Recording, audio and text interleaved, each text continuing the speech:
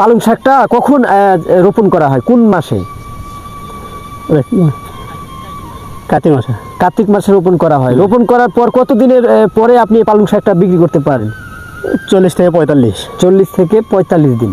পালং শাক চাষের জন্য আসলে যে মাটিটা, এটা কি ধরনের মাটি হলে সর্ব উত্তম হয় আর কি? বালকা সাইজ মাটি। বালকা সাইজ মাটি, যেটা আমরা দোআঁশ বা বেলে মাটি বলি।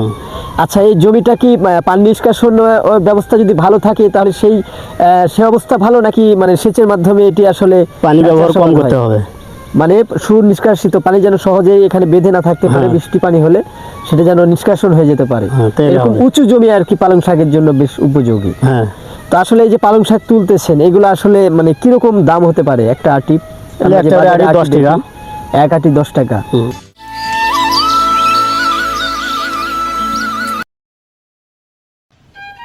আসসালামু আলাইকুম প্রিয় বন্ধুরা, অন্যান্য ধর্মাবলম্বীদের প্রতি রইল আন্তরিক শুভেচ্ছা এবং অভিনন্দন। তো বন্ধুরা, আপনাদের স্বাগতম আপনাদের প্রিয় চ্যানেল ভিলেজ ডকুমেন্টারি। আজকে অন্যান্য দিনের মতো উপস্থাপনায় আমি মোহাম্মদ মেজবাউল হক। আমরা আমাদের প্রতিদিনের যে ভিডিও কন্টেন্ট তৈরি করি, বাংলাদেশের গ্রামীণ জীবনের কৃষি অর্থনীতি, বিভিন্ন গ্রামীণ জীবনে অর্থকারী ফসল নিয়ে আসলে আমরা আমাদের কন্টেন্ট করে থাকি। আমরা আজকে আসছি মালদহ গ্রামের বড় একটি জমিতে। সেখানে আসলে আমরা খুঁজতে খুঁজতে একজন পালং শাক উদ্যোক্তার কাছে আমরা চলে আসলাম। আমরা দেখতে পাচ্ছি এখানে পুরো জমিটাতে আসলে পালং শাক চাষাবাদ হচ্ছে। তো আমরা আসলে উদ্যোক্তার কাছেই যাব এবং শুনবো আসলে পালং চাষে তিনি কী ধরনের উপকারিতা পাচ্ছেন। চলুন বন্ধুরা, আমরা চলে যাই আজকের এই পালং চাষকারী যে উদ্যোক্তা, যে আমাদের মালদহ গ্রামের সুমন ভাই, সেই সুমন ভাইয়ের কাছে আমরা চলে যাই। তো বন্ধুরা, চলুন আমরা আপনাদেরকে নিয়ে যাই আজকের এই পালং চাষকারী উদ্যোক্তা মালদহ গ্রামের মোহাম্মদ সুমন ভাইয়ের কাছে। আসসালামু আলাইকুম ভাই। জোরে বলবেন একটু। ভাইয়া, আপনি তো নিশ্চয়ই দেখতে পাচ্ছেন আমরা আসলে পালং শাক নিয়ে একটু কথা বললাম। তো আপনার কাছে আমি যে কথাটি প্রথমেই জানতে চাই যে আসলে আপনি কেন পালং শাকটা চাষ করছেন? লাভের জন্যে। মানে এটা আসলে কি ধরনের লাভবান ফসল? না, এটা লাভ আছে, অল্প দিনের আবাদ। এখন দাঁড়ান, পালং শাকটা কখন রোপণ করা হয়, কোন মাসে?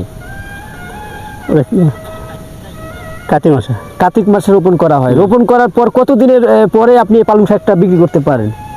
40 থেকে 45। 40 থেকে 45 দিন। পালং শাক চাষের জন্য আসলে যে মাটিটা, এটা কি ধরনের মাটি হলে সর্ব উত্তম হয় আর কি? বালকা সাইজ মাটি। বালকা সাইজ মাটি, যেটা আমরা দোআঁশ বা বেলে মাটি বলি। আচ্ছা, এই জমিটা কি পানি নিষ্কাশন ব্যবস্থা যদি ভালো থাকে তাহলে সে অবস্থা ভালো, নাকি মানে সেচের মাধ্যমে এটি আসলে পানি ব্যবহার কম করতে হবে? মানে সুনিষ্কাশিত পানি যেন সহজেই এখানে বেঁধে না থাকতে পারে, বৃষ্টি পানি হলে সেটা যেন নিষ্কাশন হয়ে যেতে পারে। এরকম উঁচু জমি আর কি পালং শাকের জন্য বেশ উপযোগী। হ্যাঁ। তো আসলে এই যে পালং শাক তুলতেছেন, এগুলো আসলে মানে কিরকম দাম হতে পারে একটা আটি? 10 টাকা। এক আটি 10 টাকা। আমরা তো অন্যান্য বাজারে অন্যান্য শাক দেখি যে কোনোগুলো 2 আটি বা 4 আটিও 10 টাকা করে দিচ্ছে। তো পালং শাকের এই দামটা বেশি হওয়ার কারণ কি? চাহিদা কিংবা আবাদ কম।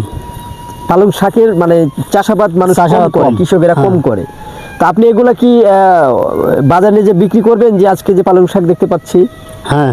না, এগুলো আসলে কেউ আপনার কাছে এসে নিয়ে যাবে? না, বাজার নিয়ে যা বিক্রি করবো আর নিয়ে যাবে বাইরে থেকে। কি অর্ডার আছে? কত অর্ডার আছে? 200 পিসের, মানে 200 আটির আর কি আপনার কাছে অর্ডার আছে। তা আসলে এই পালং শাক আবাদে কোনো রোগ বালাই দেখা যায় কিনা? এই পচারি। কি স্প্রে ব্যবহার করেন পচারির জন্য? এটা আপনার হলো,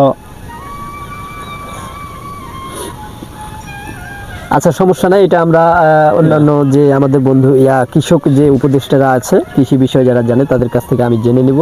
তো আসলে শেষ যেটা প্রশ্ন সেটা হলো যে আপনি যে এই পালং শাক আবাদ করতেছেন, চাষ করতেছেন, আপনি অন্যান্য চাষিদেরকে একটু উদ্বুদ্ধ করবেন নাকি পালং শাক চাষ করার জন্য? না, চাষ করা যাবে। চাষ করা যাবে। এই পালং শাকটা তোলার পরে কি আপনি অন্যান্য কোনো সবজি বা ভুট্টা আবাদ করবেন? মানে একেবারে স্বল্প মেয়াদী একটা ফসল এই পালং শাক, এরপরে আপনি কি ভুট্টা দিবেন? তো বন্ধুরা, ধন্যবাদ সুমন ভাই আপনাকে। তো বন্ধুরা, আপনারা দেখতে পেলেন আমাদের মালদহ গ্রামের তরুণ উদ্যোক্তা মোহাম্মদ সুমন, তিনি আসলে এই উঁচু জায়গাটাতে আসলে পালং শাক চাষাবাদ করছে। তিনি আমাদেরকে জানালেন যে আসলে এই পালং শাক কার্তিক মাসে রোপণ করা হয় এবং মাত্র রোপণের পর 40 থেকে 45 দিনের মধ্যে কিন্তু এই পালং শাক তুলে তিনি বাজারে বিক্রি করেন। তিনি আমাদেরকে যে দামটা জানালেন যে এক আটি, অর্থাৎ আমরা যে বাজারে যে আটিগুলো দেখতে পাই শাকের, সে এক আটি আপনার পালং শাকের দাম হলো 10 টাকা। তো ওনাকে বললাম যে আসলে এই পালং শাকের দাম বেশি হওয়ার কারণটা কি। উনি আমাদেরকে জানালেন যে অন্যান্য যে শাকগুলো রয়েছে, লাল শাক, মারা শাক, পাট শাক, কলমি শাক, এই সকল শাক কিন্তু আসলে অন্যান্য যে কৃষক আছে তারা কিন্তু চাষাবাদ করে। পালং শাকটি সাধারণত কিন্তু মূলত বেশি কৃষকে আসলে চাষাবাদ করে না, তাই তিনি এই পালং শাকটি বেছে নিয়েছেন। তো বন্ধুরা, আপনারা যারা নতুন উদ্যোক্তা হতে চান, আপনারা কিন্তু এই পালং শাক আপনারা চাষাবাদ করতে পারেন। মাত্র 35 থেকে 40 কিংবা 45 দিনের মধ্যে আপনারা এই পালং শাক তুলে কিন্তু বাজারে বিক্রি করতে পারেন।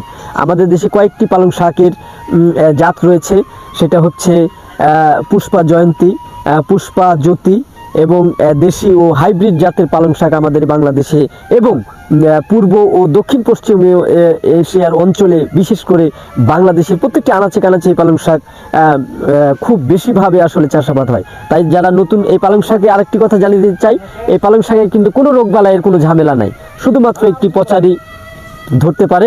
পচারির যে স্প্রে রয়েছে আমাদের এই বিভিন্ন কোম্পানিগুলোর, সেই স্প্রেগুলো ব্যবহার করে কিন্তু আপনারা রোগ প্রতিরোধ ক্ষমতা করতে পারেন। আর আপনারা পালং শাক খেলে আপনারা কি আসলে উপকার পাবেন?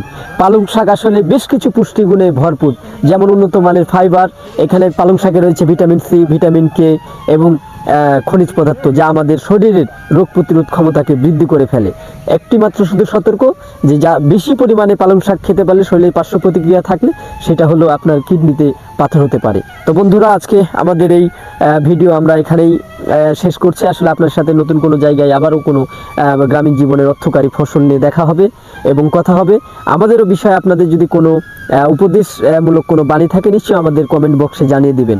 এবং আমাদের এই ভিডিওটি যদি ভালো লাগে একটি লাইক, কমেন্ট এবং শেয়ার করবেন এবং আমাদের ইউটিউব চ্যানেলটি অবশ্যই আমাদের সাবস্ক্রাইব করে রাখবেন। ধন্যবাদ বন্ধুরা, ধন্যবাদ সবাইকে, আবারও দেখা হবে।